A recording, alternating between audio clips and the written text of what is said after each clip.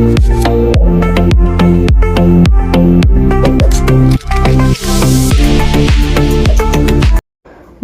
મિત્રો, આજે આપણે ધોરણ 9 ગુજરાતી વિષયમાં પ્રકરણ પ્રમાણે એક વાક્યના પ્રશ્નોના જવાબની ચર્ચા કરીશું.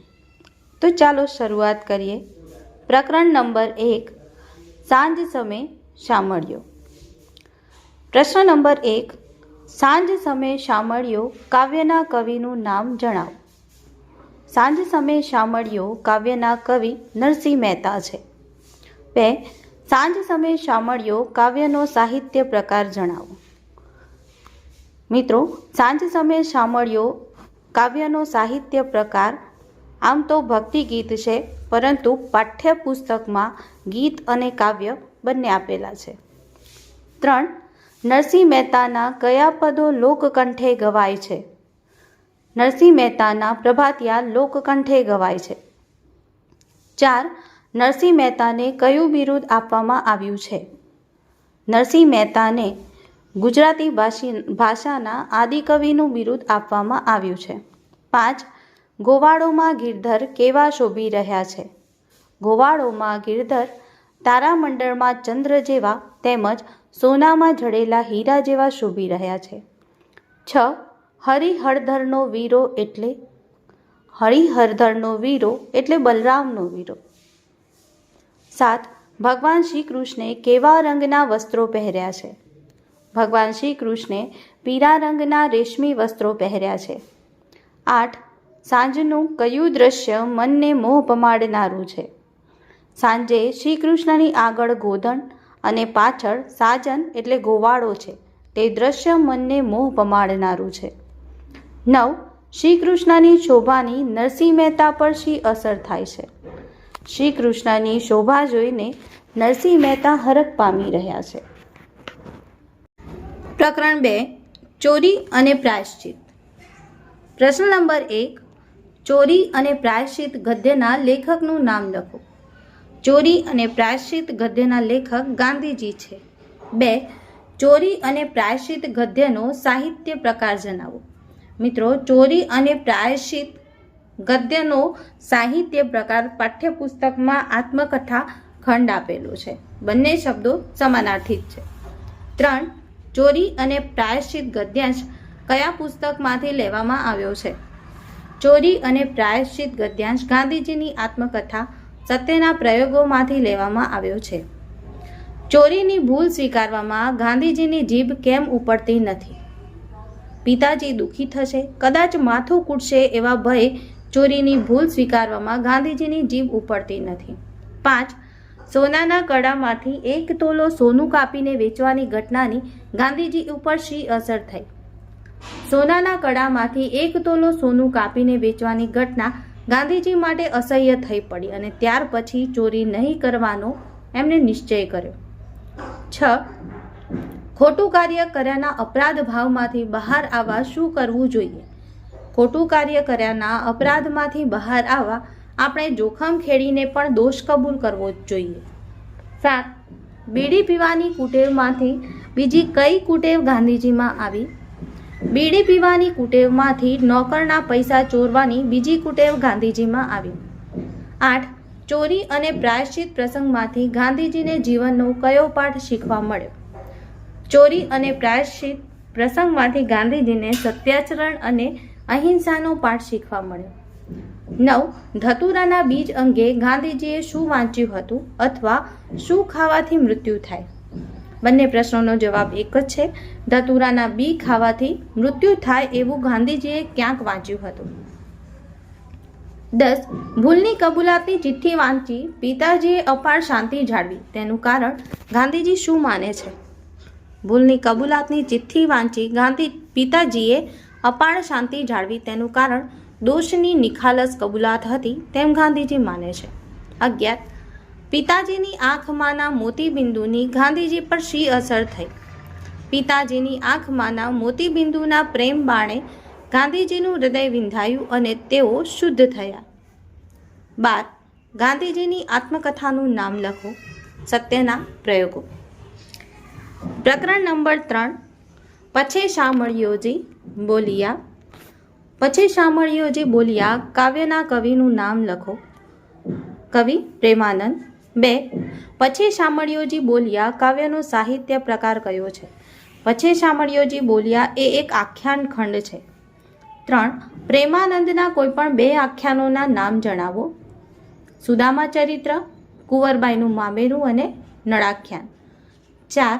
પછી શામળિયોજી બોલિયા પ્રેમાનંદના કયા આખ્યાનમાંથી લેવામાં આવેલું કડવું છે? પછી શામળિયોજી બોલિયા પ્રેમાનંદના સુદામા ચરિત્ર આખ્યાનમાંથી લેવામાં આવેલું કડવું છે. 5. પ્રેમાનંદને કયું બહુમાન પ્રાપ્ત થયું હતું? પ્રેમાનંદને કવિ શિરોમણી તરીકેનું બહુમાન પ્રાપ્ત થયું હતું.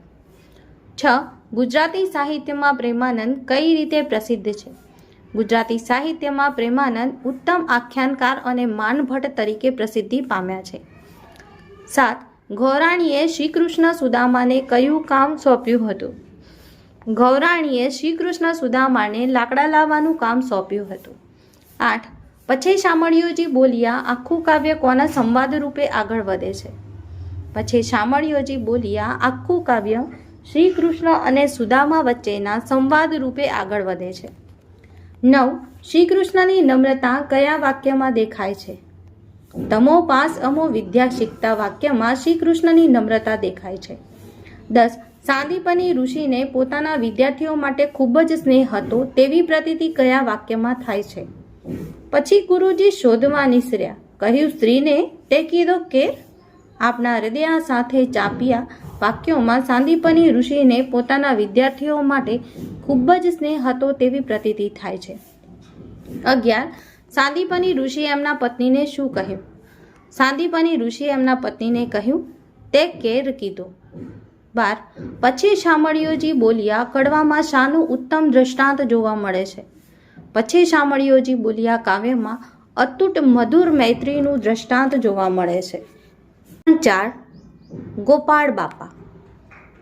પ્રશ્ન નંબર 1. ગોપાળ બાપા પાઠના લેખકનું નામ લખો.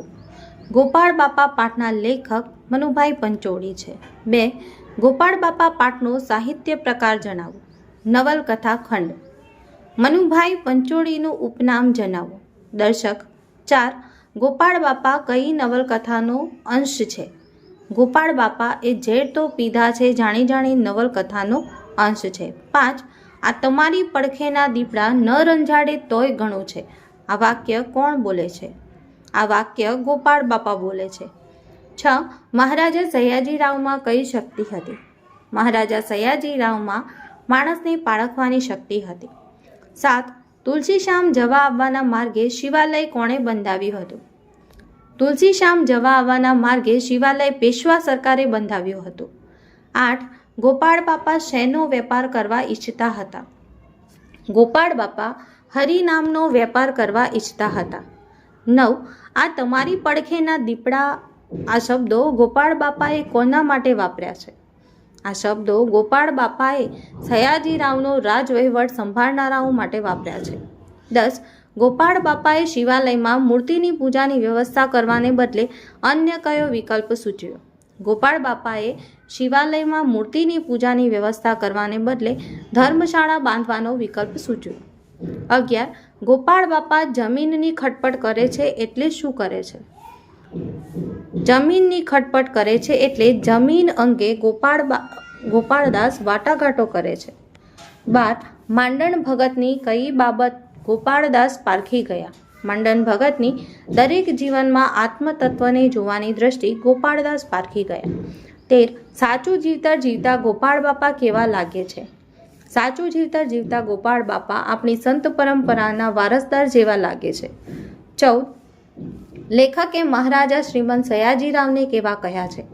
લેખકે મહારાજા શ્રીમંત સયાજીરાવને સ્વપ્નસેવી કહ્યા છે. 15. ગોપાળ બાપાના ગુરુનું નામ શું હતું? ગોપાળ બાપાના ગુરુનું નામ માંડણ ભગત હતું. પ્રકરણ 5. ગુર્જરીના ગૃહકુંજે. પ્રશ્ન નંબર 1. ગુર્જરીના ગૃહકુંજે કાવ્યના કવિનું નામ જણાવો. સુંદરમ. 2. ગુર્જરીના ગૃહકુંજે કાવ્યનો સાહિત્ય પ્રકાર જણાવો. ગુર્જરીના ગૃહકુંજે કાવ્યનો સાહિત્ય પ્રકાર ગીત છે. સુંદરમ કોનું ઉપનામ છે? સુંદરમ કવિ ત્રિભુવનદાસ પુરુષોત્તમદાસ લુહારનું ઉપનામ છે. 4. ગુર્જરીના ગૃહકુંજે કાવ્ય કવિના કયા કાવ્ય સંગ્રહમાંથી લેવામાં આવ્યું છે? ગુર્જરીના ગૃહકુંજે કાવ્ય કવિના વસુધા કાવ્ય સંગ્રહમાંથી લેવામાં આવ્યું છે. 5. ગુર્જરીના ગૃહકુંજે કાવ્ય કવિને કેવો અનુભવ નથી થયો? ગુર્જરીના ગૃહકુંજે કાવ્યના કવિને ભર ઉનાળે તાપ્યા અહીં સગડીએ નો અનુભવ નથી થયો. 6. આંખ અમારી ખુલી અહીં પહેલી કહીને કવિ શું કહેવા માંગે છે? આંખ અમારી ખુલી અહીં પહેલી કહીને કવિ કહેવા માંગે છે કે તેમનો અહીં જ જન્મ થયો હતો. 7. જીવનની સફળતા નિષ્ફળતાનો ઉલ્લેખ ક્યાં જોવા મળે છે? જીવનની સફળતા નિષ્ફળતાનો ઉલ્લેખ જીવન જંગે જગતે ભમ્યા પણ વિસર્યા નહીં ગૃહ માયામાં જોવા મળે છે. 8. જીવનરૂપી યુદ્ધમાં કવિ ક્યાં ભમ્યા હતા? જીવનરૂપી યુદ્ધમાં કવિ જગતમાં ભમ્યા હતા. 9. ગુર્જરીના ગૃહકુંજેના કવિ સમગ્ર વિશ્વમાં ભમ્યા પણ કોને વિસર્યા નહીં? ગુર્જરીના ગૃહકુંજેના કવિ સમગ્ર વિશ્વમાં ભમ્યા પણ ગૃહ માયા એટલે કે જન્મભૂમિની માયાને વિસર્યા નહીં. 10. ગુર્જરીનું ગૃહ એટલે કોનું ગૃહ? ગુર્જરીનું ગૃહ એટલે જ્યાં ગુજરાતી ભાષા બોલાય છે એ ગુજરાતીઓનું ગૃહ. 11. ગુર્જરીના ગૃહકુંજે કાવ્ય કયા રાગમાં સ્વરબદ્ધ થયું છે? ગુર્જરીના ગૃહકુંજે કાવ્ય કાફી રાગમાં સ્વરબદ્ધ થયું છે. પ્રકરણ 6. લોહીની સગાઈ. પ્રશ્ન નંબર 1. લોહીની સગાઈ પાઠના લેખકનું નામ જણાવો. લોહીની સગાઈ પાઠના લેખક ઈશ્વર પેટલીકર છે. 2. લોહીની સગાઈ પાઠનો સાહિત્ય પ્રકાર જણાવો. મિત્રો, પાઠ્યપુસ્તકમાં લોહીની સગાઈનો સાહિત્ય પ્રકાર ટૂંકી વાર્તા છે. ટૂંકી વાર્તા અને નવલિકા બંને સમાનાર્થી જ છે. 3. અમૃતકાકી લોકોને દવાખાના અંગે શાની ઉપમા આપતા? અમૃતકાકી લોકોને દવાખાના અંગે પાંજરાપોળની ઉપમા આપતા. 4. બાપરે, તમે માં થઈને એને ધકેલી મૂકો છો, પછી દવાખાનાવાળાનો શું દોષ કાઢવો? આ વાક્ય કોણ બોલે છે? આ વાક્ય ગાડીના મુસાફર બોલે છે. 5. અમૃતકાકી મંગુની લાટમાં વટલાઈ ગયા હતા એટલે? અમૃતકાકી મંગુની લાટમાં વટલાઈ ગયા હતા એટલે અમૃતકાકી મંગુની જેમ જ ગાંડા થઈ ગયા હતા. 6. વહુ મંગુની ચાકરી નહીં કરે એની અમૃતકાકીને ખબર પડી ગઈ હતી. કેવી રીતે? વહુઓ મંગુની ચાકરી નહીં કરે એની અમૃતકાકીને ખબર પડી ગઈ હતી કારણ કે બેમાંથી એકેય વહુએ હજી સુધી અમૃતકાકીને પોતાને ત્યાં રહેવા આવવાનું આમંત્રણ આપ્યું ન હતું. 7. અમૃતકાકીની દ્રષ્ટિએ લોહીની સગાઈ ક્યારે ખરી ગણાય? અમૃતકાકીની દ્રષ્ટિએ તે ગાંડી મંગુની સાચી માં બની રહે ત્યારે જ તેમની લોહીની સગાઈ ખરી ગણાય. 8. વેદના માના હૈયાનું માંસ કેવી ક્રૂર રીતે ગૂંથી રહી હતી તેનો સાક્ષાત્કાર જીવનમાં પહેલીવાર કોને થયો? વેદના માના હૈયાનું માંસ ક્રૂર રીતે ચૂંથી રહી હતી તેનો સાક્ષાત્કાર જીવનમાં પહેલીવાર અમૃતકાકીના દીકરાને થયો. 9. દીકરાએ બહેન મંગુને જીવતા સુધી સારી રીતે પારવાની પ્રતિજ્ઞા કરી ત્યારે તેના પર શી અસર પડી? દીકરાએ બહેન મંગુને જીવતા સુધી સારી રીતે પાળવાની પ્રતિજ્ઞા કરી ત્યારે વેદનાનો કાળ મીઠ પથ્થર એની છાતી પરથી ખસી ગયો. 10. લોહીની સગાઈ કૃતિમાં લેખકે કયા ભાવની પરાકાષ્ઠા દર્શાવી છે? લોહીની સગાઈ કૃતિમાં લેખકે માના વાત્સલ્ય ભાવની પરાકાષ્ઠા દર્શાવી છે. 11. અમૃતકાકીએ એમની દીકરી કમુને ક્યારે પરણાવી હતી? અમૃતકાકીએ એમની દીકરી કમુને 14મું વર્ષ ઉતરતા પરણાવી હતી. 12. માક્ષર મહિનો અમૃતકાકીનો આરાધ્ય દેવ કેમ બની ગયો હતો? માક્ષર મહિનો અમૃતકાકીનો આરાધ્ય દેવ બની ગયો હતો કારણ કે એક જોશીએ ભાક્યું હતું કે આવતા માક્ષર મહિનામાં મંગુની દશા બદલાય છે એટલે એને સારું થઈ જશે. 13. અમૃતકાકીએ કુસુમને પોતાને ઘેર કેમ બોલાવી? ગાંડી થઈ ગયેલી કુસુમને દવાખાનામાં મૂકીને ઉપચાર કરાવવાથી સારું થઈ ગયું હતું એ જાણી અમૃતકાકીએ કુસુમ પાસેથી દવાખાનાની હકીકત જાણવા તેને પોતાને ઘેર બોલાવી. 14. અમૃતકાકીએ મંગુને દવાખાનામાં મૂકવાનો નિર્ણય કેમ કર્યો? સાજી થઈ ગયેલી કુસુમ સાથે વાત કર્યા પછી અમૃતકાકીને નવી આશા જન્મી હતી કે મંગુના કર્મમાં દવાખાનામાં જવાથી મટી જવાનું લખ્યું હશે તે વિચારથી અમૃતકાકીએ મંગુને દવાખાનામાં મૂકવાનો નિર્ણય કર્યો. 15. અમૃતકાકીના દીકરાએ શી પ્રતિજ્ઞા કરી? અમૃતકાકીના દીકરાએ પોતાની બહેન મંગુને જીવતા સુધી સારી રીતે પારવાની પ્રતિજ્ઞા કરી. 16. અમૃતકાકીને કેટલા સંતાનો હતા? અમૃતકાકીને 2 દીકરા અને 2 દીકરીઓ હતા. પ્રકરણ નંબર 7. કામ કરે ઈ જીતે. પ્રશ્ન નંબર 1. કામ કરે ઈ જીતે કાવ્યના કવિનું નામ જણાવો. કામ કરે ઈ જીતે કાવ્યના કવિનું નામ નાથાલાલ દવે છે. 2. કામ કરે ઈ જીતે કાવ્યનો સાહિત્ય પ્રકાર જણાવો. કામ કરે ઈ જીતે કાવ્યનો સાહિત્ય પ્રકાર ગીત કાવ્ય છે. 3. કામ કરે ઈ જીતે કાવ્યમાં કોની જીત થાય છે? કામ કરે તેની જીત થાય છે. 4. કવિ નાથાલાલ દવેની દ્રષ્ટિએ આપણો દેશ આપણી પાસે શું માંગી રહ્યો છે? આપણો દેશ આપણી પાસે સહિયારી મહેનતનું બળ માંગી રહ્યો છે. 5. કાવ્યને આધારે આપણા દેશ ભારતને કઈ રીતે બદલી શકાય? નદીઓના નીરને બાંધીને ખેતરોમાં મબલક પાકનું ઉત્પાદન કરીને આપણા દેશ ભારતને બદલી શકાય. 6. દુનિયાને કઈ રીતે બદલી શકાય? દુનિયાને ખૂબ જ મહેનત કરીને બદલી શકાય. 7. કામ કરે ઈ જીતે કાવ્યમાં શાનું મહત્વ પ્રકટ થાય છે? કામ કરે ઈ જીતે કાવ્યમાં પરિશ્રમનું મહત્વ પ્રકટ થાય છે. 8. કામ કરે ઈ જીતે કાવ્યમાં કવિએ મહેનત ઉપરાંત શાને પ્રાધાન્ય આપ્યું છે? શા માટે? કામ કરે ઈ જીતે કાવ્યમાં કવિએ મહેનત ઉપરાંત હૈયામાં ખમીર તથા સામૂહિક પુરુષાર્થને પ્રાધાન્ય આપ્યું છે, કારણ કે પરિશ્રમ ઉપરાંત તેનાથી માનવીનું સ્વમાન જળવાય છે અને એ આત્મનિર્ભર બને છે. પ્રકરણ નંબર 8. છાલ, છોતરા અને ગોટલા. 1. છાલ, છોતરા અને ગોટલા પાઠના લેખકનું નામ જણાવો. છાલ, છોતરા અને ગોટલા પાઠના લેખક બકુલ ત્રિપાઠી છે. 2. છાલ, છોતરા અને ગોટલા પાઠનો સાહિત્ય પ્રકાર જણાવો. છાલ, છોતરા અને ગોટલા એ હાસ્ય નિબંધ છે. 3. બકુલ ત્રિપાઠીના મતે ભારત દેશમાં આપણે કઈ નવી સંસ્કૃતિ વિકસાવી છે? બકુલ ત્રિપાઠીના મતે ભારત દેશમાં આપણે છાલ, છોતરા અને ગોટલાની નવી સંસ્કૃતિ વિકસાવી છે. 4. વિશ્વના શ્રેષ્ઠ આંબા આપનાર પરમેશ્વરને આપણે આભારવશ થઈને શું અર્પણ કરીએ છીએ? વિશ્વના શ્રેષ્ઠ આંબા આપનાર પરમેશ્વરને આપણે આભારવશ થઈને ગોટલા અર્પણ કરીએ છીએ. 5. બકુલ ત્રિપાઠીના મતે મગફળીના ફોતરા આપણે ક્યાં વેરીએ છીએ? બકુલ ત્રિપાઠીના મતે મગફળીના ફોતરા આપણે બગીચામાં, શાળાના વર્ગમાં, થિયેટરમાં એમ તમામ જગ્યાએ વેરીએ છીએ. 6. ઓલિમ્પિકમાં કઈ સ્પર્ધા રાખવાનું લેખક સૂચવે છે? ઓલિમ્પિકમાં કેળાની છાલ ફેંકવાની સ્પર્ધા રાખવાનું લેખક સૂચવે છે. 7. ગ્રીષ્મ ઋતુમાં આપણે કયા કયા સ્થળોને ગોટલાથી વિભૂષિત કરીએ છીએ? ગ્રીષ્મ ઋતુમાં આપણે ગલીઓ, શેરીઓ અને માર્ગોને ગોટલાથી વિભૂષિત કરીએ છીએ. 8.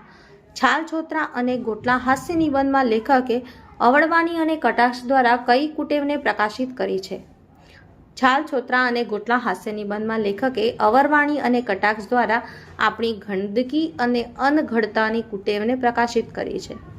9. લેખકે આંબાના પર્યાય રૂપે કયા શબ્દનો ઉલ્લેખ કર્યો છે? લેખકે આંબાના પર્યાય રૂપે આમ્રફળ શબ્દનો ઉલ્લેખ કર્યો છે. 11. બકુલ ત્રિપાઠીના મતે આપણી પ્રિય રમત કઈ છે? બકુલ ત્રિપાઠીના મતે આપણી પ્રિય રમત કેળાની છાલ ફેંક છે. 11. બાલ મંદિરોમાં બાળકોને કઈ ટેવો પાડવામાં આવી રહી છે? બાલ મંદિરોમાં બાળકોને સ્વચ્છતાની ટેવો પાડવામાં આવી રહી છે. પ્રકરણ નંબર 9. પુત્રવધૂનું સ્વાગત. પ્રશ્ન નંબર 1. પુત્રવધૂનું સ્વાગત કાવ્યના કવિનું નામ જણાવો. પુત્રવધૂનું સ્વાગત કાવ્યના કવિ મકરંદ દવે છે. 2. પુત્રવધૂનું સ્વાગત કાવ્યનો સાહિત્ય પ્રકાર જણાવો. પુત્રવધૂનું સ્વાગત એ ગીત છે. 3. પુત્રવધૂના આવવાથી ઘરમાં કેવું લાગે છે? પુત્રવધૂના આવવાથી જાણે આંગણામાં લક્ષ્મી આવ્યા હોય, આંગણે ઉત્સવ થયો હોય, 100 કમળની સુગંધ આવી હોય તેવું લાગે છે. 4. પુત્રવધૂના વેણ કેવા લાગે છે? પુત્રવધૂના વેણ કવિને વાલ નીતરતા લાગે છે. 5. ઘરનું છત્તર બનવું એટલે શું? ઘરનું છત્તર બનવું એટલે ઘરના બધા સભ્યોને સાચવનાર બનવું. 6. ઘરની અગાસીનું ખુલ્લું આકાશ વાક્યનો ભાવાર્થ જણાવો. ઘરની અગાસીનું ખુલ્લું આકાશનો ભાવાર્થ સન્માન, સ્વતંત્રતા અને સ્વીકાર. 7. પુત્રવધુએ કયા કયા કુળ ઉજાળ્યા છે? પુત્રવધુએ પિયર અને સાસરી એમ બંને કુળને ઉજાળ્યા છે. પ્રકરણ નંબર 10. ભારતીય સંસ્કૃતિની સિદ્ધિ. પ્રશ્ન નંબર 1. ભારતીય સંસ્કૃતિની સિદ્ધિ નિબંધના લેખકનું નામ જણાવો. ભારતીય સંસ્કૃતિની સિદ્ધિ નિબંધના લેખક વિનોબા ભાવે છે. 2. ભારતીય સંસ્કૃતિની સિદ્ધિ કૃતિનો સાહિત્ય પ્રકાર જણાવો. ભારતીય સંસ્કૃતિની સિદ્ધિ કૃતિનો સાહિત્ય પ્રકાર નિબંધ છે. 3. પ્રકૃતિ એટલે શું? પ્રકૃતિ એટલે સહજ સ્વભાવ. સંસ્કૃતિ એટલે શું? સંસ્કૃતિ એટલે સહજ સ્વભાવથી ઉપર ઉઠવું. 5. વિકૃતિ એટલે શું? વિકૃતિ એટલે સહજ સ્વભાવથી નીચે પડવું. 6. ઉપવાસ કરવો એ શું કહેવાય? સંસ્કૃતિ કે વિકૃતિ? ઉપવાસ કરવો એ સંસ્કૃતિ કહેવાય. 7. વિકૃતિઓ ક્યારે ક્ષીણ થતી જશે? માણસમાં વૈજ્ઞાનિક વૃત્તિ જેમ જેમ વધતી જશે ત્યારે વિકૃતિઓ ક્ષીણ થતી જશે. 8. ભારતીય સંસ્કૃતિની સિદ્ધિ પાઠના આધારે ભારત પાસે અદ્વિતીય એવું શું છે? ભારતીય સંસ્કૃતિની સિદ્ધિ પાઠના આધારે ભારત પાસે અદ્વિતીય વિચાર સંપદા છે. 9. ભારતીય સંસ્કૃતિ કેવી રીતે મળી છે? હજારો વર્ષથી માણસે કરેલા જાત જાતના પ્રયોગોમાંથી ભારતીય સંસ્કૃતિ મળી છે. 10. આપણા શ્રમથી પેદા થયેલી ચીજ પણ બીજાને આપ્યા વિના કેમ ભોગવવી નહીં?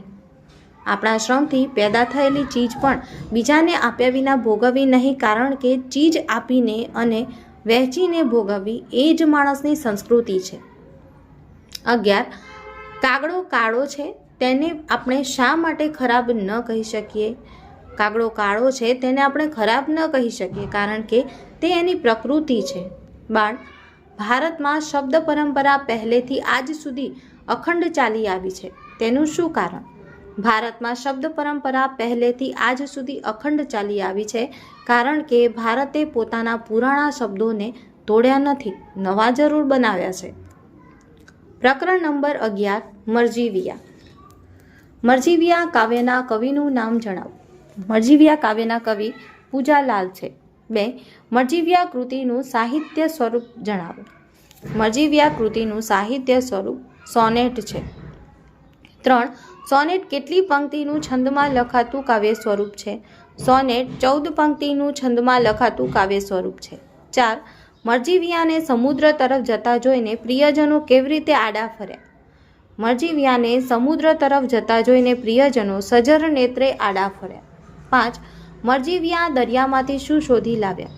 મરજીવિયા દરિયામાંથી ક્યારેય ન ખૂટે તેટલા મણી મોતીનો ખજાનો શોધી લાવ્યા. 6. મરજીવિયા કઈ રીતે સમુદ્ર ભણી ઉપડ્યા? મરજીવિયા ઉત્સાહથી ડગ ભરતા સમુદ્ર ભણી ઉપડ્યા. 7. પ્રિયજનોના મતે મરજીવિયાનું સાહસ કેવું છે? પ્રિયજનોના મતે મરજીવિયાનું સાહસ જીવન વેડફી નાખનારું તેમજ વિનાશકારી આંધળી બલા વળગેલું છે. 8.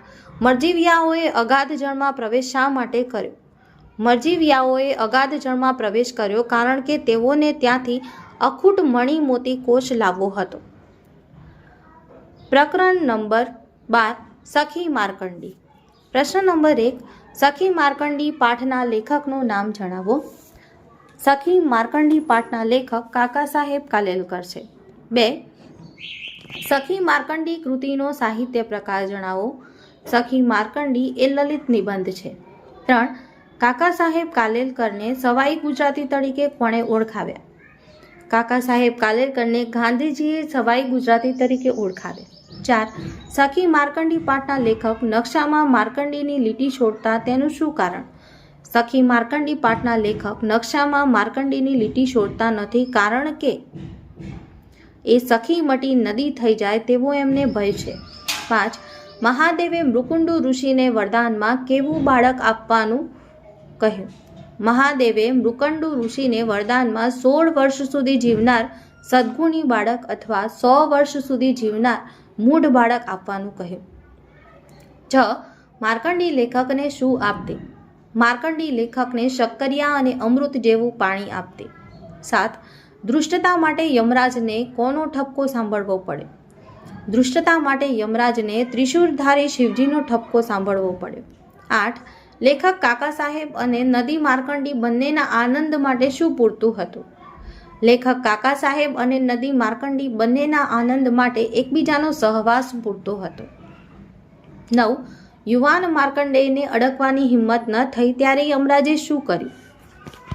યુવાન માર્કંડેયને અડકવાની હિંમત ન થઈ ત્યારે યમરાજે એના પર પાશ ફેંક્યો. 10. લેખક કાકા સાહેબની નાનપણની સખી કોણ હતી? લેખક કાકા સાહેબની નાનપણની સખી માર્કંડી હતી. 11. મૃકંડુ ઋષિએ તપસ્યા કરી કોને પ્રસન્ન કર્યા?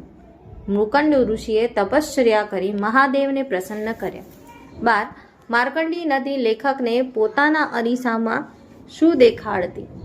માર્કંડી નદી લેખકને પોતાના અરીસા એટલે કે જળમાં મૃગ નક્ષત્ર દેખાડતી. પ્રકરણ નંબર 13. રસ્તો કરી જવાના. 1. રસ્તો કરી જવાના કાવ્યના કવિનું નામ જણાવો. અમૃત ઘાયલ. 2. રસ્તો કરી જવાના કાવ્યનું સાહિત્ય સ્વરૂપ જણાવો. ગઝલ. 3. દુનિયાથી દિલના ચારે છેડા ભરી જવાના એટલે શું? એટલે જગતના લોકોનો પ્રેમ પ્રાપ્ત કરી જવાના એવો અર્થ છુપાયેલ છે. 4. રસ્તો કરી જવાના ગઝલના કવિ કઈ રીતે પોતાનું જીવન પૂર્ણ કરવા ઈચ્છે છે? રસ્તો કરી જવાના ગઝલના કવિ પોતાનું જીવન પોતાની જ મસ્તીમાં મસ્ત થઈને પૂર્ણ કરવા ઈચ્છે છે. 5. રસ્તો કરી જવાના ગઝલના કવિ પોતાના દુઃખ માત્રની દવા કોને ગણે છે? રસ્તો કરી જવાના ગઝલના કવિ આત્મબળને પોતાના દુઃખ માત્રની દવા ગણે છે. 6. રસ્તો કરી જવાના ગઝલના કવિ મૃત્યુ સામે કોને પડકાર આપે છે?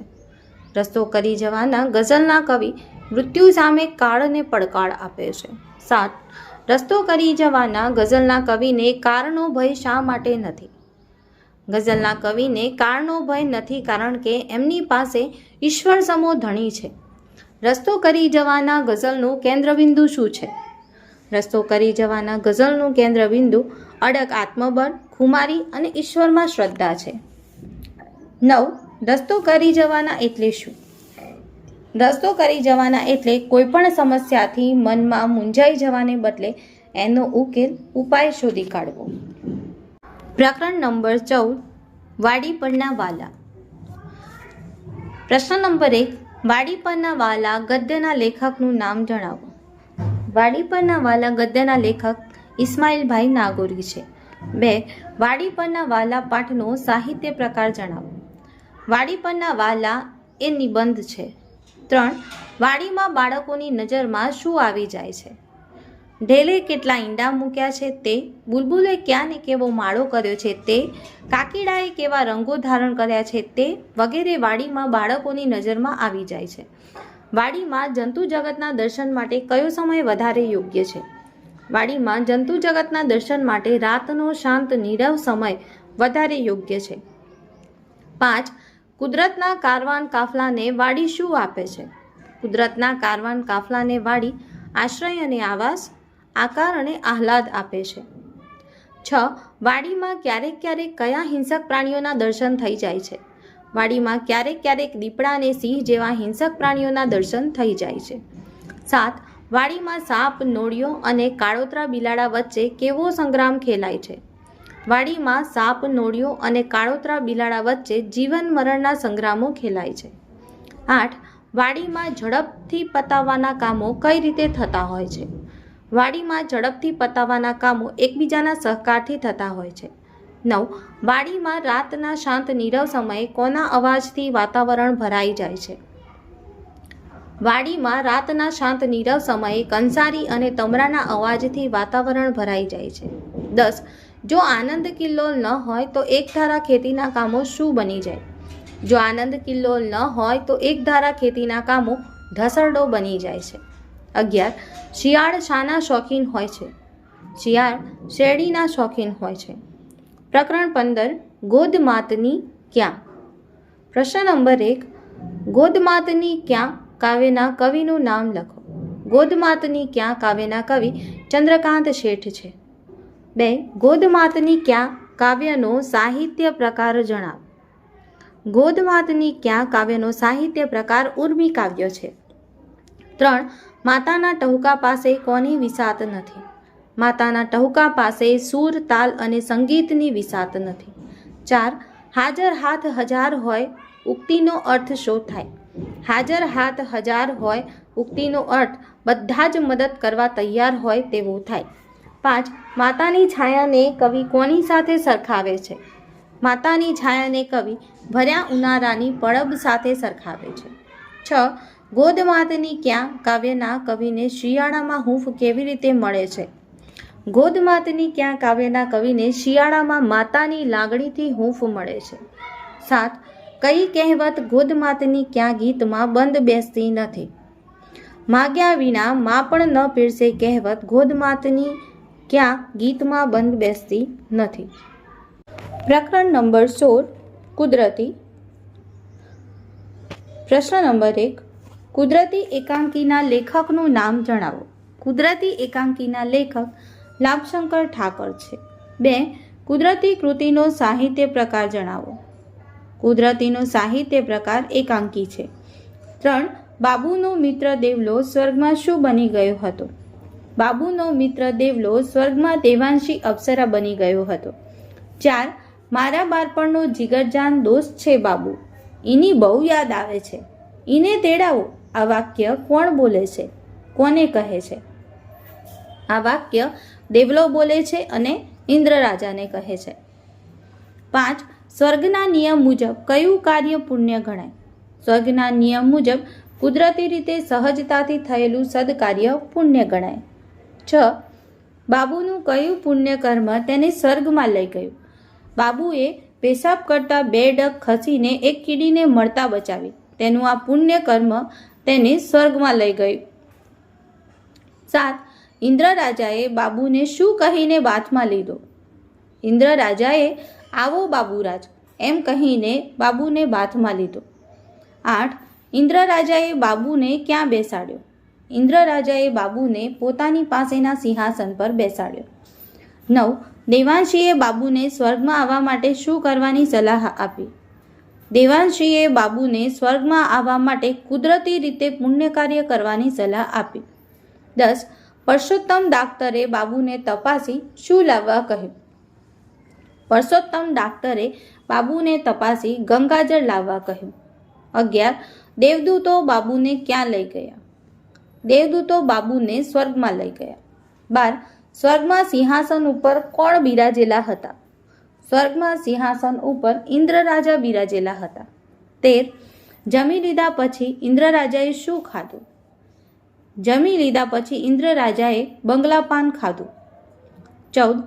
સૌ ગયા પછી કાશી ફઈએ શું બનાવવા આંધણ મૂક્યું? સૌ ગયા પછી કાશી ફઈએ લાપસી બનાવવા આંધણ મૂક્યું. 15.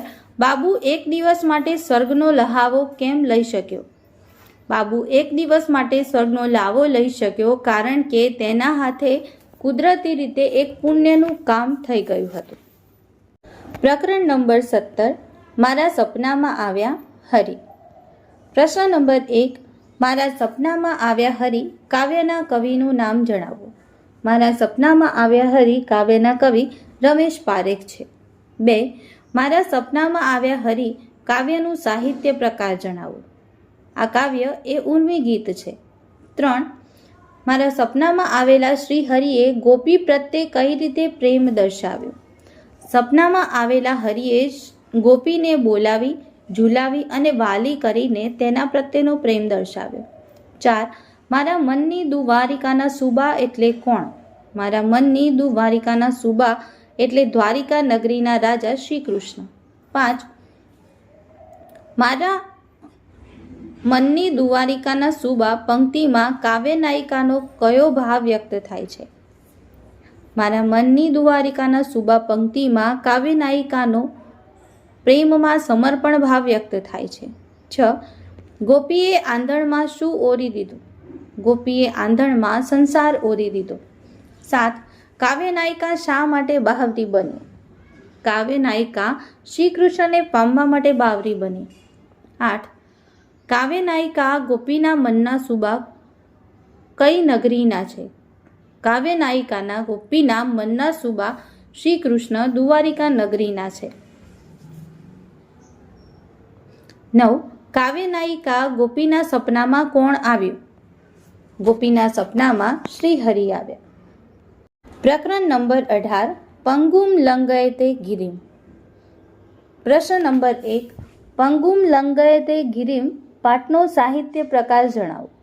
આ પાઠનો સાહિત્ય પ્રકાર છે રેખાચિત્ર. 2. તમે મારા ભલા માટે મારો પગ કાપશો ને, હું સહન કરી લઈશ. આ વાક્યમાં અરુણિમાનો કયો ગુણ જોવા મળે છે?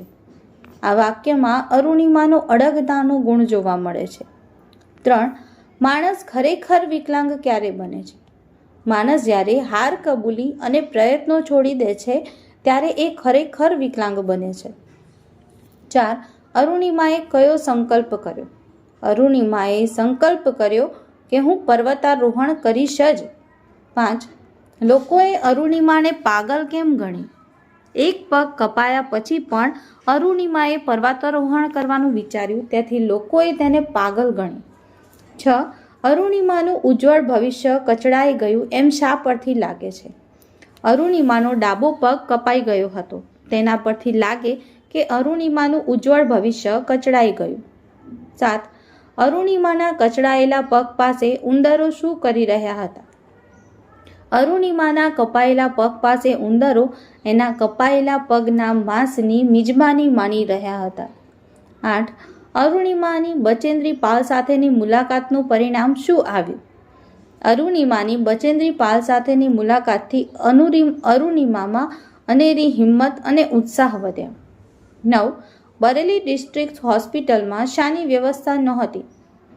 બરેલી ડિસ્ટ્રિક્ટ હોસ્પિટલમાં લોહી માટેની કે એનેસ્થેશિયાની વ્યવસ્થા નહોતી. 10. અરુણિમા લખનૌથી દિલ્હી કેવી રીતે જઈ રહી હતી? અરુણિમા લખનૌથી દિલ્હી પદ્માવત એક્સપ્રેસમાં જઈ રહી હતી. 11. 1985માં એવરેસ્ટ સર કરનાર પ્રથમ મહિલા કોણ હતી? 1985માં એવરેસ્ટ સર કરનાર પ્રથમ મહિલા બચેન્દ્રી પાલ હતી. 12. અરુણિમાએ એવરેસ્ટ કઈ રીતે સર કર્યું? મજબૂત મનોબળ, હિંમત અને સખત પરિશ્રમથી અરુણિમાએ એવરેસ્ટ સર કર્યું. 13. અરુણિમાએ એવરેસ્ટ પર કોની સાથે ફોટા પડાવ્યા? અરુણિમાએ એવરેસ્ટ પર રાષ્ટ્રધ્વજ સાથે ફોટા પડાવ્યા. પ્રકરણ નંબર 19. પપ્પા હવે ફોન મૂકું. પ્રશ્ન નંબર 1. પપ્પા હવે ફોન મૂકું કાવ્યના કવિનું નામ જણાવો. પપ્પા હવે ફોન મૂકું કાવ્યના કવિ મનોહર ત્રિવેદી છે. 2. પપ્પા હવે ફોન મૂકું કાવ્યનો સાહિત્ય પ્રકાર જણાવો. પપ્પા હવે ફોન મૂકું એ ગીત છે. 3. દીકરીને હોસ્ટેલ કેવી લાગે છે? દીકરીને હોસ્ટેલ કાંટા જેવી લાગે છે. 4. દીકરીના મતે માતા કેવી છે? દીકરીના મતે માતા ચિંતાતુર, ભોળી અને ભૂલકણી છે. 5. ઝાઝી વાતુના ગાડા ભરાઈ દ્વારા દીકરી શું કહેવા માંગે છે? ઝાઝી વાતુના ગાડા ભરાઈ દ્વારા દીકરી કહેવા માંગે છે કે વાતો તો ખૂબ કરવી છે, પણ હું ટૂંકમાં જ બધું સમજાવવા માંગુ છું. 6. એસટીડીની ડાળથી ટહુકું કહીને દીકરી શું કહેવા માંગે છે? એસટીડીની ડાળથી ટહુકું કહીને દીકરી પિતાજી સાથે મીઠી મીઠી વાતો કહેવા માંગે છે. પ્રકરણ નંબર 20. સમાજ સમર્પિત શ્રેષ્ઠી. પ્રશ્ન નંબર 1. સમાજ સમર્પિત શ્રેષ્ઠી ગદ્યનું આલેખન કોણે કર્યું છે? સમાજ સમર્પિત શ્રેષ્ઠી ગદ્યનું આલેખન મનસુખ સલ્લાએ કર્યું છે. 2. સમાજ સમર્પિત શ્રેષ્ઠી ગદ્યનો સાહિત્ય પ્રકાર જણાવો. સાહિત્ય પ્રકાર રેખાચિત્ર છે. 3. કિશોર વયે નાનજીભાઈમાં કેવા પ્રકારની સાહસિકતા હતી? કિશોર વયે નાનજીભાઈમાં અણદીઠેલી ભોમ પર પગ મૂકવાની સાહસિકતા હતી. 4. સમાજ સમર્પિત શ્રેષ્ઠીના લેખકે યુગાન્ડાના બેતાજ બાદશાહ તરીકે કોને ઓળખાવ્યા છે? સમાજ સમર્પિત શ્રેષ્ઠીના લેખક મનસુખ સલ્લાએ ગુજરાતના શ્રેષ્ઠી નાનજી કાલિદાસ મહેતાને યુગાન્ડાના બેતાજ બાદશાહ તરીકે ઓળખાવ્યા છે. 5. નાનજીભાઈના મતે કેવી સમાજ રચના ભારતને મહાન બનાવશે? નાનજીભાઈના મતે પુત્ર પુત્રીની સમાનતા અને જાતિ વર્ણના ભેદભાવ વગરની સમાજ રચના ભારતને મહાન બનાવશે. 6. નાનજીભાઈએ આર્ય કન્યા ગુરુકુળનો પાયો કોના હાથે નખાવી અસ્પૃશ્યતા નિવારણનું સાહસિક પગલું ભર્યું? નાનજીભાઈએ આર્ય કન્યા ગુરુકુળનો પાયો એક હરિજન બાળાના હાથે નખાવી અસ્પૃશ્યતા નિવારણનું સાહસિક પગલું ભર્યું. 7. નાનજીભાઈ ઉદ્યોગપતિ બન્યા તેના પાયામાં કઈ બે બાબતો હતી? નાનજીભાઈ ઉદ્યોગપતિ બન્યા તેના પાયામાં તેમનો સખત પરિશ્રમ અને આત્મશ્રદ્ધા હતી. 8. નાનજીભાઈને પંચશીલ સિદ્ધાંતો અપનાવવામાં કોનો સાથ હતો? નાનજીભાઈને પંચશીલ સિદ્ધાંતો અપનાવવામાં તેમના સહધર્મચારીણી સંતોષબહેનનો સાથ હતો. 9. નાનજીભાઈએ વિજ્ઞાન અને અવકાશના ઉત્તમ નિદર્શન માટે શાની રચના કરી હતી? નાનજીભાઈએ વિજ્ઞાન અને અવકાશના ઉત્તમ નિદર્શન માટે તારામંદિરની રચના કરી હતી. 10. નાનજીભાઈએ ગાંધીજીના જન્મસ્થળે શાનું સર્જન કરાવ્યું? નાનજીભાઈએ ગાંધીજીના જન્મસ્થળે કીર્તિ મંદિરનું સર્જન કરાવ્યું. 11. નાનજીભાઈએ પોરબંદરમાં આર્ય કન્યા ગુરુકુળની સ્થાપના શા માટે કરી? નાનજીભાઈએ પોરબંદરમાં આર્ય કન્યા ગુરુકુળની સ્થાપના કરી કારણ કે તેમને કન્યાઓને ગુરુકુળ પદ્ધતિનું શિક્ષણ આપવાની પ્રેરણા આર્ય સમાજમાંથી મળી હતી. 12. નાનજીભાઈનો જન્મ ક્યાં અને ક્યારે થયો હતો? નાનજીભાઈનો જન્મ પોરબંદરથી 40 કિલોમીટર દૂર ગોહાણા ગામમાં તારીખ 17/11/1887 રોજ થયો હતો. 13. નાનજીભાઈના માતા પિતાનું નામ જણાવો.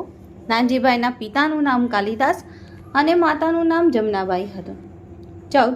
નાનજીભાઈએ આર્ય સમાજમાંથી પ્રેરણા લઈ કયું મહત્વનું કાર્ય કર્યું? નાનજીભાઈએ આર્ય સમાજમાંથી પ્રેરણા લઈ પોરબંદરમાં વર્ષ 1936માં આર્ય કન્યા ગુરુકુળની સ્થાપના કરી. 15. આર્ય કન્યા ગુરુકુળની સ્થાપના કરતા નાનજીભાઈએ કયું સાહસિક પગલું ભર્યું? નાનજીભાઈએ આર્ય કન્યા ગુરુકુળનો પાયો એક અનુસૂચિત બાળાના હાથે નખાવી અસ્પૃશ્યતા નિવારણનું સાહસિક પગલું ભર્યું. 16. નાનજીભાઈનું અવસાન ક્યારે થયું હતું? નાનજીભાઈનું અવસાન 25/8/1969ના દિવસે થયું હતું. 17. નાનજીભાઈએ અપાયેલી શ્રદ્ધાંજલિઓમાં કઈ શ્રદ્ધાંજલિ સર્વોત્તમ ગણાય છે? નાનજીભાઈને અપાયેલી શ્રદ્ધાંજલિઓમાં ગામડાની અભણ બહેનોએ આપેલી અંજલિ આજ ધર્મનો થાંભલો ખરી પડ્યો સર્વોત્તમ હતી. પ્રકરણ 21 તેજમલ. પ્રશ્ન નંબર 1. તેજમલ કાવ્યનો સાહિત્ય પ્રકાર જણાવો. તેજમલ એ લોકગીત છે. 2. કોળા કાગળનો અર્થ શું છે? કોળા કાગળનો અર્થ છે યુદ્ધની ધમકી ભર્યો પત્ર. 3. તેજમલના દાદા શા માટે રડતા હતા? દાદાને 7 દીકરીઓ હતી પણ દુશ્મનોના લશ્કરનો સામનો કરનાર પુત્રો ન હતા, તેથી દાદા રડતા હતા. 4. દળકટક વરાવી ઘરે આવેલી તેજમલને કોણે કેવી રીતે વધાવી? દરકટક વળાવી ઘરે આવેલી તેજમલને દાદા અને કાકાએ મોતીડાથી વધાવી. 5. તેજમલે યુદ્ધમાં લડવા માટે પોતાની ચતુરાઈથી શું છુપાવ્યું? તેજમલે યુદ્ધમાં લડવા માટે પોતાની ચતુરાઈથી સ્ત્રીત્વના તમામ લક્ષણો છુપાવ્યા. 6. કોરો કાગળ કોણે વાંચ્યો અને તેની શી અસર થઈ? તેજમલના કાકાએ કોરો કાગળ વાંચ્યો અને તે સાંભળી તેજમલના દાદા ધ્રુસકે રડવા લાગ્યા. 7. રડતા દાદાને તેજમલે શું કહ્યું? રડતા દાદાને તેજમલે હિંમત રાખવાનું કહી વચન આપ્યું કે હું યુદ્ધે ચડીશ. 8. કાનના અકોટાને તેજમલ કેવી રીતે છુપાવશે? કાનના અકોટાને તેજમલ બુકાનીમાં છુપાવશે. 9. તેજમલ પગના છૂંદણા કઈ રીતે છુપાવવાની વાત કરે છે? તેજમલ પગના છૂંદણા પોતાની મોજડીમાં છુપાવવાની વાત કરે છે. 10. સોની હાટમાં પુરુષ અને સ્ત્રીની પરખ કેવી રીતે થાય? સોનીની દુકાનમાં પુરુષને રુદ્રાક્ષની માળા પસંદ આવશે, જ્યારે સ્ત્રીનું મન ઝૂમડાને જોઈને હરખાશે. 11. વાની હાટે જઈને તેજમલે શું મૂલવ્યું? વાની હાટે જઈને તેજમલે મોરીડા મૂલવ્યા. 12. યુદ્ધમાં પહેલો ઘા કોણે કર્યો? યુદ્ધમાં પહેલો ઘા તેજમલ ઠાકોરે કર્યો. પ્રકરણ 22 બોડો. પ્રશ્ન નંબર 1. બોડો પાઠના લેખકનું નામ જણાવો. બોડો પાઠના લેખક ઝવેરચંદ મેઘાણી છે. 2. બોડો કૃતિનો સાહિત્ય પ્રકાર જણાવો. બોડો કૃતિનો સાહિત્ય પ્રકાર લોકવાર્તા છે. 3. સોંડાના અંતરમાં કેમ ફાર પડી? રાજા કેદમાં નાખશે તેવા ભયના કારણે સોંડાના અંતરમાં ફાર પડી. 4. બોડો જમ્યાના બદલામાં રાજાએ સોંડાને શું આપ્યું? બોડો જમ્યાના બદલામાં રાજાએ સોંડાને 12 સાતીની જમીન, 4 ભેંસો, 12 બળદ અને 20 કળશી બાજરો સન્માન સાથે આપ્યો. 5. બચ્ચાની ગાળો તો માવતરને ઉલટી મીઠી લાગે. આ વાક્ય કોણ બોલે છે? બચ્ચાની ગાળો તો માવતરને ઉલટી મીઠી લાગે. આ વાક્ય મહારાજા વજયસંઘજી બોલે છે. 6. ભગવાન અમને કોઈ દી ભાવનગર ન બતાવે. આ વાક્યમાં સોંડાને શેનો ભય છે? ભગવાન અમને કોઈ દી ભાવનગર ન બતાવે. આ વાક્યમાં સોંડાને રાજના સિપાઈ ઠોંસે ચડાવીને વેઠ કરાવે તેનો ભય છે. 7. ઘોડે સવાર સાથેના વાર્તાલાપ દરમિયાન સોંડાએ કોને બેસુમાર ગાળો દીધી? ઘોડે સવાર સાથેના વાર્તાલાપ દરમિયાન સોંડાએ ભાવનગરના ઠાકોર વજયસંઘજીને બેસુમાર ગાળો દીધી. 8. હવે લૂંટાણા પછી ભો શેનો રાખવો? આવું કોણે મનોમન નક્કી કર્યું? હવે લૂંટાણા પછી ભો શેનો રાખવો? આવું સોંડા માળીએ મનોમન નક્કી કર્યું. 9. ઠાકોર વજયસંઘજીને સોંડાએ આપેલી ગાળો કેવી લાગી? ઠાકોર વજયસંઘજીને સોંડાએ આપેલી ગાળો મીઠી અને સાચુકલી લાગી. 10. બાપુ વજયસંઘના રાજમાં કોનું દેન છે કે કેદમાં પૂરે? ડોશીના આ શબ્દો શું સૂચવે છે? બાપુ વજયસંઘના રાજમાં કોનું દેન છે કે કેદમાં પૂરે? ડોશીમાના આ શબ્દો બાપુ વજયસંઘ પરનો વિશ્વાસ સૂચવે છે. 11. બાપુ વજયસંઘને એમના કહેવા મુજબ પોતાનું જીવન સાર્થક ક્યારે લાગશે? બાપુ વજયસંઘને એમના કહેવા મુજબ તે પ્રજાને વધુ નીડર બનતા શીખવે ત્યારે પોતાનું જીવન સાર્થક લાગશે. 12. ખેતરમાં ઊભેલા ડોશીએ અસવારને 2-4 ગાળો કેમ દીધી? ખેતરમાં ઊભેલા ડોશીએ અસવારને 2-4 ગાળો દીધી કારણ કે એ અસવારે ડોશીના ખેતરમાં પોતાનો ઘોડો ચલાવીને એનો ઊભો મોલ ચકદી નાખ્યો. 13. કેમ બોડો ચાખીને દાનત બગડી તો નથી ને? આ વાક્ય કોણ બોલે છે? કેમ બોડો ચાખીને દાનત બગડી તો નથી ને? આ વાક્ય સોંડો બોલે છે. 14. બોડો એટલે શું? છાશની અંદર ઘઉંનું થૂલું નાખીને ખેડૂ લોકો રાંધે અને પછી એમાં મીઠું નાખીને ખાય એનું નામ બોડો. પ્રકરણ નંબર 23 લઘુ કાવ્યો. પ્રશ્ન નંબર 1. મુક્તકના કવિનું નામ જણાવો. મુક્તકના કવિ મુકુંદરાય પારાશર્ય છે. 2. છૈયો ખૂંદતો ખોડો હાઈકુના કવિનું નામ લખો. હાઈકુના કવિ સ્નેહરશ્મિ છે. 3. સ્નેહરશ્મિ કોનું ઉપનામ છે? સ્નેહરશ્મિ જીનાભાઈ રતનજી દેસાઈનું ઉપનામ છે. 4. હાઈકુ મૂળ કયા દેશનો કાવ્ય પ્રકાર છે? હાઈકુ મૂળ જાપાનનો કાવ્ય પ્રકાર છે. 5. હાઈકુનું બંધારણ જણાવો. હાઈકુ 3 પંક્તિમાં 5-7-5 અક્ષરોનું ચોક્કસ બંધારણ ધરાવે છે. 6. મોતને કોણ ડરાવી શકે? જિંદગીની મુશ્કેલીઓથી જે ન ડરે તે મોતને ડરાવી શકે. 7. કયો પથ્થર પોતાના પર શિલ્પને ધારણ કરી શકે? જે ટાંકણાના ઘા સહે છે પણ કદી તૂટતો નથી તે પથ્થર પોતાના પર શિલ્પને ધારણ કરી શકે છે. 8. કળિયુગમાં માણસો કેવા હોય? કળિયુગમાં માણસો હૈયાફૂટલ અને અસંતોષી હોય. 9. છૈયો ખૂંદતો ખોડો હાઈકુમાં શાના દર્શન થાય છે? છૈયો ખૂંદતો ખોડો હાઈકુમાં માતૃત્વની ભાવનાના દર્શન થાય છે. 10. તન ખોટા એ કયા પ્રકારની પદ્ય રચના છે? તન ખોટા એ દુહો છે. પ્રકરણ 24 પ્રેરક પ્રસંગો. પ્રશ્ન નંબર 1. ગામના લોકોને કોને સલાહ આપી? ગામના લોકોને ધર્મગુરુએ સલાહ આપી. 2. નાનક સાહેબે પોતાનો વારસ કોને બનાવ્યો? નાનક સાહેબે પોતાના શિષ્ય અંગદને પોતાનો વારસ બનાવ્યો. 3. દેશ સેવા એ પ્રથમ ધર્મ છે એમ કોણે કહ્યું? દેશ સેવા એ પ્રથમ ધર્મ છે એમ રઘુનાથ પરાજપેજીએ કહ્યું. 4. નાની બાળકી પ્રાર્થના કરવા ગઈ ત્યારે સાથે શું લઈ ગઈ? નાની બાળકી પ્રાર્થના કરવા ગઈ ત્યારે સાથે છત્રી લઈને ગઈ. 5. ન્યૂયોર્કની ભોયગાડીમાં કોણે સ્ત્રી દાક્ષિણ્ય દાખવ્યું? ન્યૂયોર્કની ભોયગાડીમાં એક અંધ જુવાને સ્ત્રી દાક્ષિણ્ય દાખવ્યું. 6. નાનક સાહેબે એમના દીકરાને વારસ કેમ ન બનાવ્યો? નાનક સાહેબને લાગ્યું કે જે આટલી કોડનો મેલ ન ઉઠાવી શકે એ એમના આટલા બધા શિષ્યોનો મેલ કેમ ઉઠાવી શકશે? તેથી નાનક સાહેબે એમના દીકરાને વારસ ન બનાવ્યો. 7. પ્રસંગ 1નો મુખ્ય સંદેશ શું છે? કોઈપણ કાર્ય શ્રદ્ધાપૂર્વક કરવું એ આ પ્રસંગનો મુખ્ય સંદેશ છે. 8. મારી પાસે વિદ્યા છે એટલે હું વિદ્યા આપીશ એવું કોણે કહ્યું હતું? રઘુનાથ પુરુષોત્તમ પરાજપેજીએ કહ્યું હતું, મારી પાસે વિદ્યા છે એટલે હું વિદ્યા આપીશ. 9. પ્રસંગ 4માં કઈ ભાવના વ્યક્ત થઈ છે? પ્રસંગ 4માં સ્ત્રી દાક્ષિણ્યની ઉમદા ભાવના વ્યક્ત થઈ છે. પ્રકરણ 25 પથદર્શિની ગીતા. પ્રશ્ન નંબર 1. મહાભારતમાં કેટલા પર્વ છે? મહાભારતમાં 18 પર્વ છે. 2. ધર્મ સંકટ સમયે ગીતા માતાનું શરણ કોણ લેતું હતું? ધર્મ સંકટ સમયે ગીતા માતાનું શરણ મહાત્મા ગાંધી લેતા હતા. 3. ભારત સરકાર તરફથી સિંધુતાઈ સબકાલનને કયો પુરસ્કાર આપવામાં આવ્યો છે? ભારત સરકાર તરફથી સિંધુતાઈ સબકાલનને પદ્મશ્રી પુરસ્કાર આપવામાં આવ્યો છે. 4. સતી પ્રથા કોણે દૂર કરી હતી?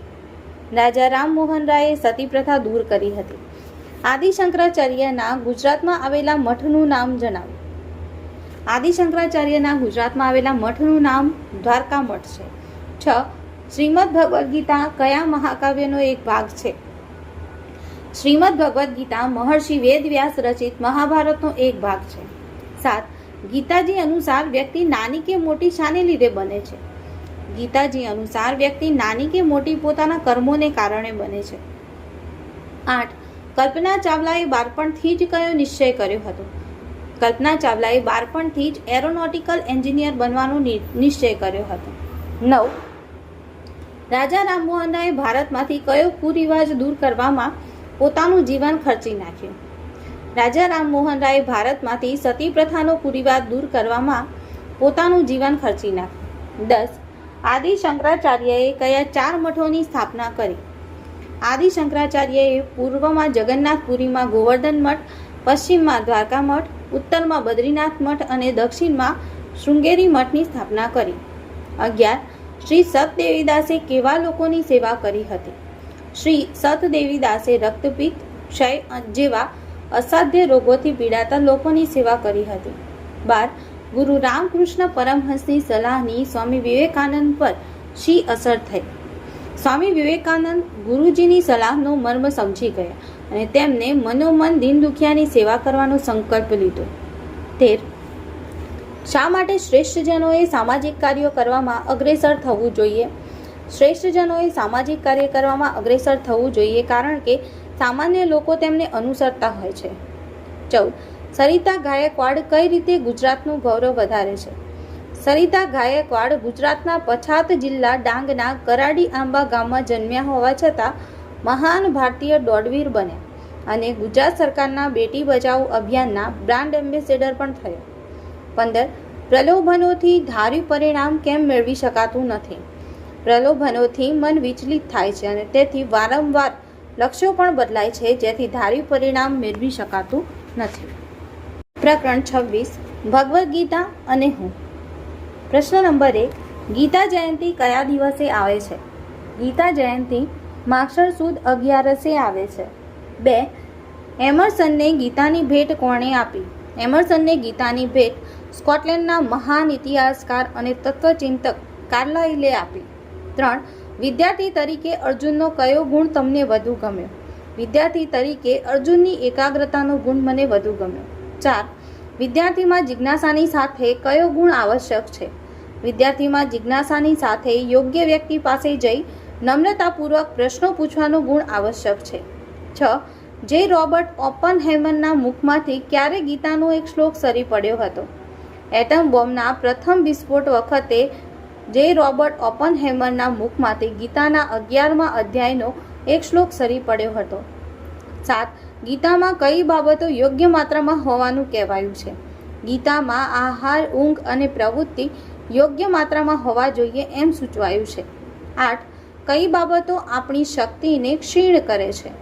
ચિંતા, નિરાશા, હતાશા, ભ્રમણા જેવી બાબતો આપણી શક્તિને ક્ષીણ કરે છે. Thank you.